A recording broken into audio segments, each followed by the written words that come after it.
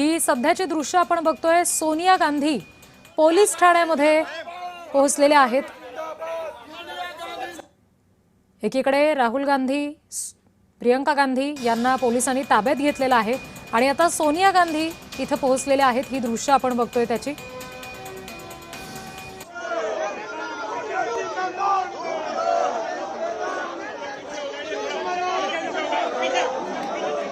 मंदिर मार्ग पोलीस ठाण्यामध्ये सोनिया गांधी पोहोचलेल्या आहेत। ही तिथली थेट दृश्य आपण दिल्लीतली बघतोय। दिल्लीमध्ये जंतर मंतरवर जे आंदोलन झालं विद्यार्थ्यांचं, त्याला पाठिंबा म्हणून राहुल गांधी, प्रियंका गांधी या स्वतः आंदोलनात सहभागी झाल्या, रस्त्यावर उतरल्या। ठिय्या त्यांनी दिलेला होता आणि अनेक इतर खासदारांसह राहुल गांधी आणि प्रियंका गांधींना सुद्धा पोलिसांनी ताब्यात घेतलं आणि त्यानंतर आता दिल्लीतल्या मंदिर मार्ग पोलीस ठाण्यामध्ये सोनिया गांधी पोहोचलेल्या आहेत। ही तिथली थेट दृश्य आपण बघतोय।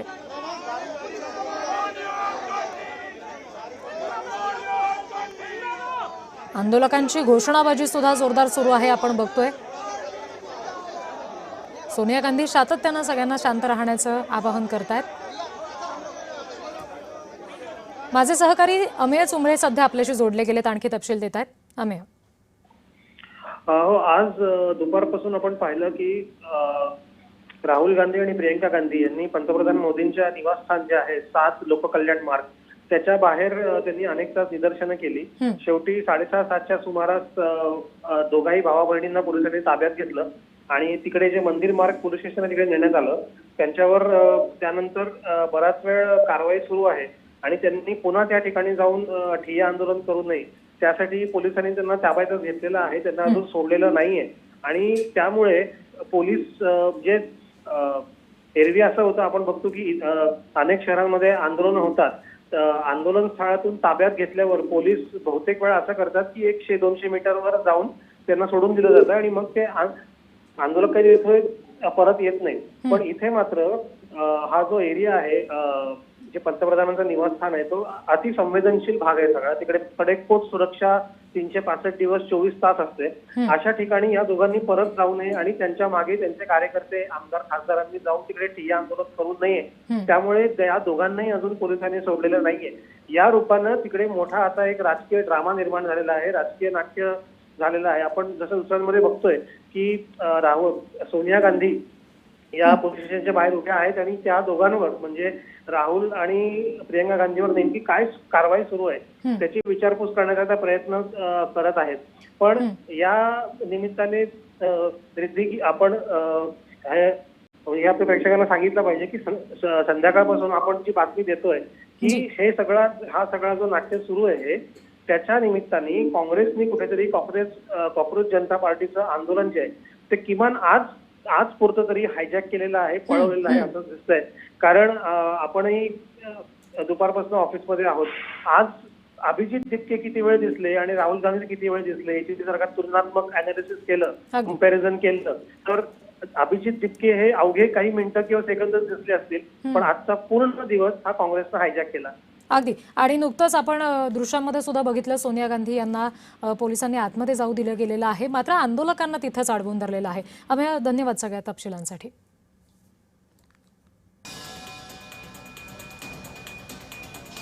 पंतप्रधान मोदींच्या निवासस्थानाबाहेर आंदोलन केलं, ठिय्या आंदोलन केलं, घोषणाबाजी केली। यामुळे पोलिसांनी राहुल गांधी आणि प्रियंका गांधी दोघांनाही ताब्यात घेतलं। मंदिर मार्ग पोलीस ठाणे जे आहे तिथे त्यांना दोघांना नेण्यात आलं आणि पुन्हा त्यांनी आंदोलन करू नये अशा पद्धतीने कुठलं पाऊल उचललं नाही म्हणून पोलिसांनी त्यांना ताब्यात ठेवलं। पण आता राहुल गांधी आणि प्रियंका गांधी यांच्या आई म्हणजे सोनिया गांधी, ज्या काँग्रेसच्या ज्येष्ठ नेत्या सुद्धा आहेत, त्या आता मंदिर मार्ग पोलीस ठाण्यामध्ये आल्या आणि त्यांना काही वेळासाठी गेटवर थांबवून ठेवलेलं होतं, मात्र आता त्यांना पोलिसांनी आतमध्ये घेतलेलं आहे। सध्या अतुल लोंढे आपल्याशी जोडले गेलेले आहेत, त्यांच्याकडून या संदर्भातली प्रतिक्रिया आपण जाणून घेऊयात। अतुलजी, सोनिया गांधी आता स्वतः पोलीस ठाण्यामध्ये आलेले आहेत राहुल गांधी, प्रियंका गांधींना भेटायला। आपण एकंदरीत या सगळ्या परिस्थितीकडे कसं पाहताय? परिवारवाद, संपूर्ण परिवार देशासाठी त्याग करायला तयार आहे। याच्यापूर्वी परिवारातल्या 2 लोकांचे जीव गेले, 3 लोकांचे जीव गेले।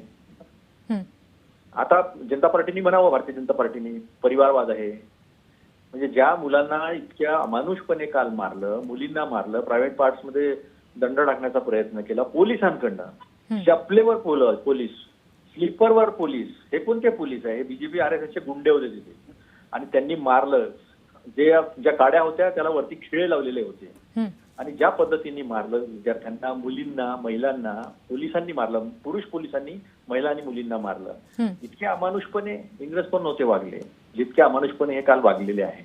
आणि त्यांच्या सगळ्याच्या सॉलिडॅरिटीमध्ये कोणीच काही बोलायला तयार नाही. म्हणून प्रधानमंत्र्यांकडे गेले. प्रधानमंत्री देशाच्या विरोधी पक्ष नेत्यांना, देशाचे एवढे मोठे मोठे खासदार सगळे होते, त्यांच्याशी बोलण्याच्या ऐवजी तेच खोटं बोलतात आहे म्हणून बाहेर येऊन प्रचार करून गेले. ते जे प्रचारतंत्र, गोबेल्सचं प्रचारतंत्र जे आहे आणि मुसोलिनी हिटलरचं जे चालू आहे ना, ते अतिशय वाईट आहे. आणि त्याच्यासाठी सगळे एकत्र होऊन या विद्यार्थ्यांच्या शिक्षणाच्या प्रश्नाच्या संदर्भात, पेपरफुटीच्या प्रश्नाच्या संदर्भात, बेरोजगारीच्या संदर्भात आज राहुल गांधी यांच्या पाठीशी उभे आहेत. त्यांचं नाक फुटलं. त्यांना म्हणजे विरोधी पक्षनेत्यासोबत इतक्या बरोबरतेचा व्यवहार, इतक्या माणूसपणे, म्हणजे काही त्याला लाज लज्जा काहीच नाही. म्हणजे आपल्या लोकशाहीचं काय चित्र जगात जाईल, जे आपण मान सन्मान कमवला होता. अशीच मुलं चालून आली होती त्यावेळेस UPSCची. 500,000 पोरं होती. त्यांनी सांगितलं आम्हाला वय वाढवून द्या. राहुल गांधी स्वतः आले होते आणि 30चं वय 32वर करून दिलेलं होतं. असं मारलं नव्हतं. विद्यार्थ्यांना मारत नसतं तसं. त्यांच्या घरात मुलं बाळ आहेत की नाही आता असा प्रश्न निर्माण झालेला आहे. आता जसं तुम्ही म्हणालात अतुलजी की विद्यार्थ्यांना मारलं गेलं, देशाचे म्हणजे विरोधी पक्ष नेते आहेत एवढे मोठे, इतर सगळे खासदार आहेत, त्यांना अशा पद्धतीनं ताब्यात घेतलं जात आहे. म्हणजे आंदोलन करणं हा सुद्धा आता एक गुन्हा होत चाललाय किंवा लोकशाहीच्या दृष्टीनं जर याकडे पाहायचं झालं तर मग ती शिल्लक आहे की नाही असाच प्रश्न उपस्थित होतोय. बिलकुल शिल्लक नाही आहे. कारण की इतके दिवस बसले होते ते विद्यार्थी, एक साधा सरकारचा प्रतिनिधी जाऊन त्यांच्यासोबत चर्चा करायला तयार नाही. कुठल्याच गोष्टीचा चर्चा नाही, कुठला आपण मार्ग काढला पाहिजे काय याचं नाही.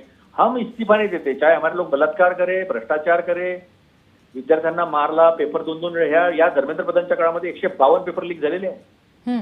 2014 ते 2026 152 पेपर लीक झालेले आहे. आणि त्याच्यानंतर सुद्धा म्हणजे एवढ्या करोडो विद्यार्थ्यांचं नुकसान होत आहे. त्यांच्याकडे 40 लाख 50 लाख करोड रुपये आहे, त्यांना पेपर मिळणार, असे बोगस डॉक्टर लोकांना मारणार. आणि जे हुशार गरीब विद्यार्थी आहे ते मात्र शिक्षणापासून, आपल्या स्वप्नापासून वंचित राहणार. अच्छा, एवढं करून पेपर फुटल्यानंतर रिनेट झाली, त्याच्यामध्ये सुद्धा OSM शीटमध्ये वेगळे मार्क आणि यांनी नेटवर वेगळे मार्क टाकले.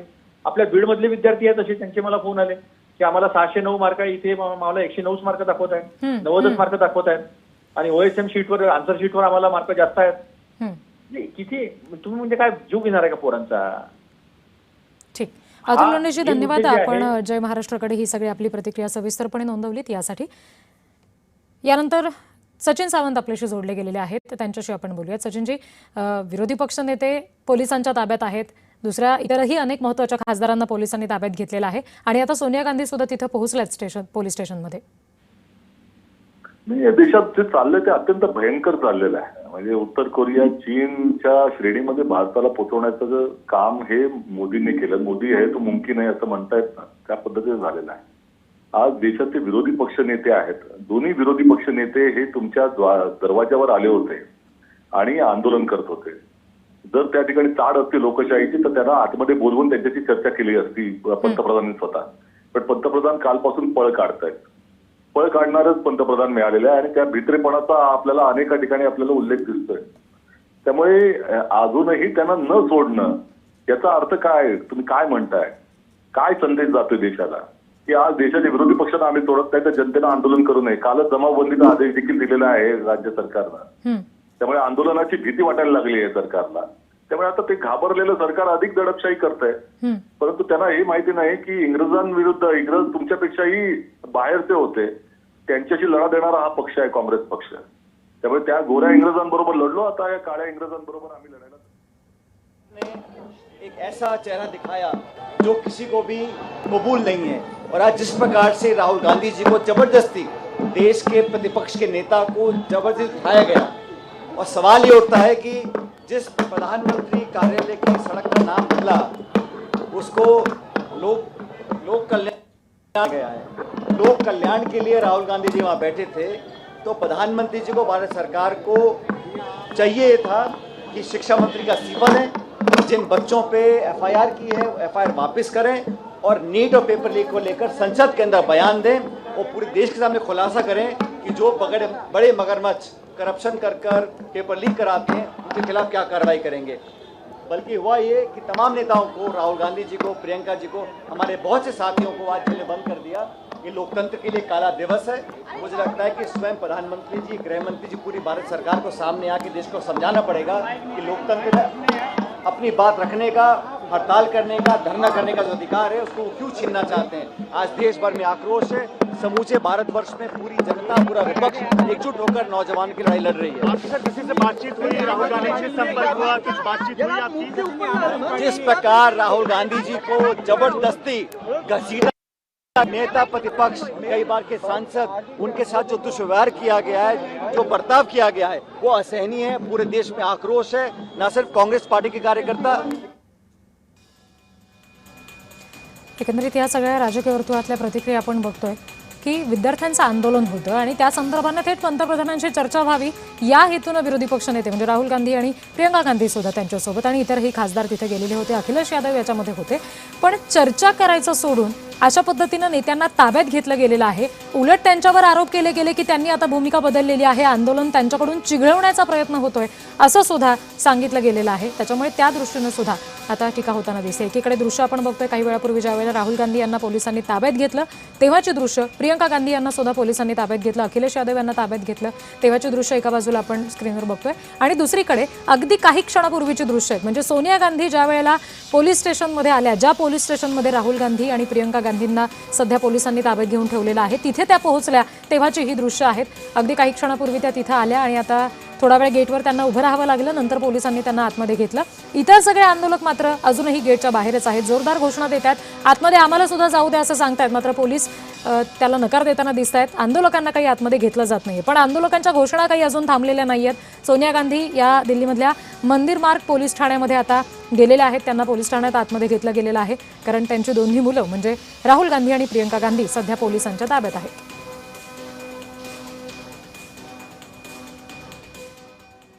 हमारे देश का भविष्य है, निर्दोष लोगों को जेल बंद कर रहे हैं। न्याय के लिए अगर राहुल गांधी बैठते हैं, बजाय इसके कि उनकी बात पर ध्यान दें, इस्तीफा दें, आप उनको जेलें बंद कर रहे हैं। और ये देश में लोकतांत्रिक अधिकार लोगों का धरना देने का है, आप उसको उठा के जेलें बंद कर देंगे, उससे क्या न्याय मिलेगा। लेकिन जो आज हुआ है वो लोकतंत्र के काला दिवस है, बर्दाश्त के बाहर है। पूरे देश में आज आक्रोश है, हम नौजवान के लिए लड़ते रहेंगे।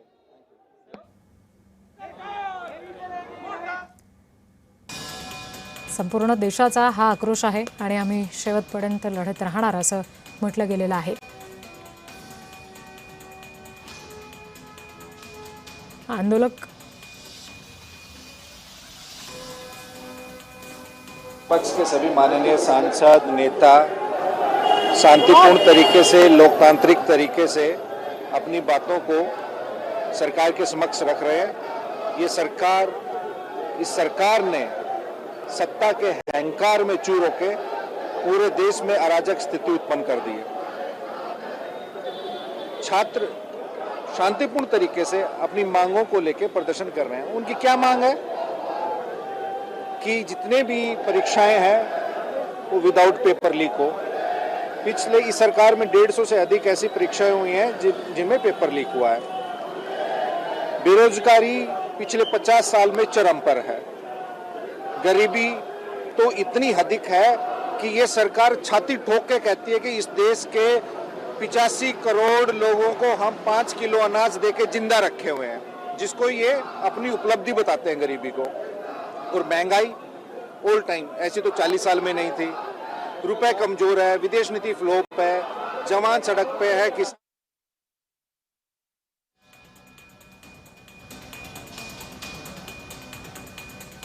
दिल्लीमध्ये मंदिर मार्ग पोलीस ठाण्यात ज्यावेळेला सोनिया गांधी आल्या तेव्हाची ही दृश्य आहेत। मोठ्या प्रमाणावर आंदोलक सुद्धा तिथे अजूनही उपस्थित आहेत। पोलिसांनी त्यांना अडवून धरलेलं आहे। गेटच्या आतमध्ये आंदोलकांना काही घेतलेलं नाहीये कारण सध्या राहुल गांधी, प्रियंका गांधी आणि इतरही सगळे खासदार नेते हे पोलिसांच्या ताब्यात आहेत, याच पोलीस ठाण्यात आहेत। या सगळ्या संदर्भात दिल्लीमधून आमचे प्रतिनिधी शुभम उमाळे आपल्याशी जोडले गेलेत, आणखी तपशील देत आहेत। शुभम,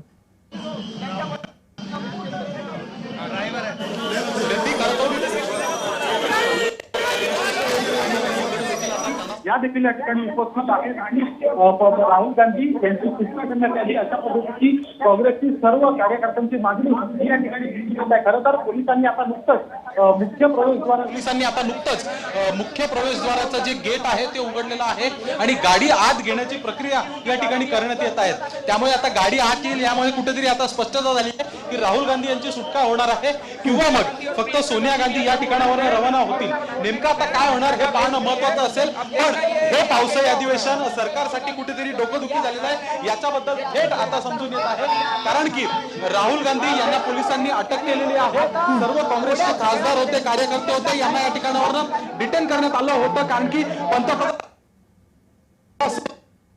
हटत नव्हते म्हणूनच कुठेतरी या ठिकाणी दिल्ली पोलीस यांनी दिल्ली पोलीसमध्ये आले आणि अटक जी आहे राहुल गांधी यांना करण्यात आलेली आहे. त्यांना ताब्यात घेण्यात आलं होतं. आता पाहायला गेलं तर मागील 2 तासांपासून 2 तासांपासून राहुल गांधी हे पोलिसांच्या ताब्यात आहेत आणि त्यांना मंदिर मार्ग पोलीस स्टेशन मंदिर मार्ग स्टेशन जे इकडचं सर्वात मोठं पोलीस स्टेशन देखील मानण्यात येतं त्या ठिकाणी आणण्यात आलं होतं. एक गाडी आता गेली तर आता दुसरी गाडी ही देखील आत घेण्यात येत आहे. नेमकं राहुल गांधी या दोन्ही गाड्यांमधून बसून जातात की सोनिया गांधी जातात हे पाहणं आता अत्यंत महत्वाचं झालेलं आहे. अशामध्येच अधिवेशन सुरू आहे.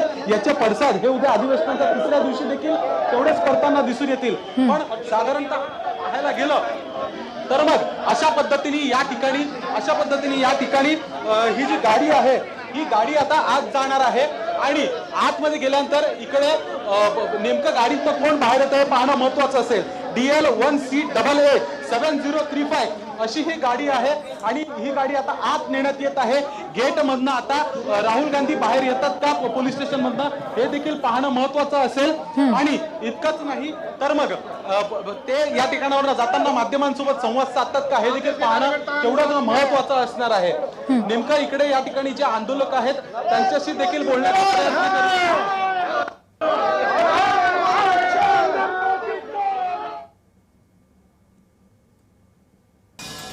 अगदी शुभम, आम्हाला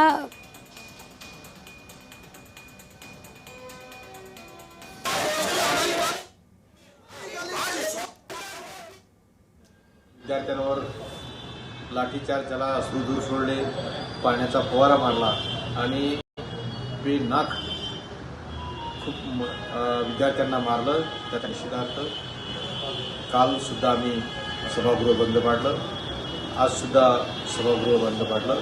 त्याचं कारण हे की राहुलजी गांधी विरोधी पक्षनेता यांना सभागृहात बोलू देत नव्हते, त्याच्यावर चर्चा करत नव्हते म्हणून आम्ही सभागृह बंद पाडलं. पण सरकार ऐकायच्या मनस्थितीत नसल्यामुळे आज राहुलजी गांधी यांच्या नेतृत्वात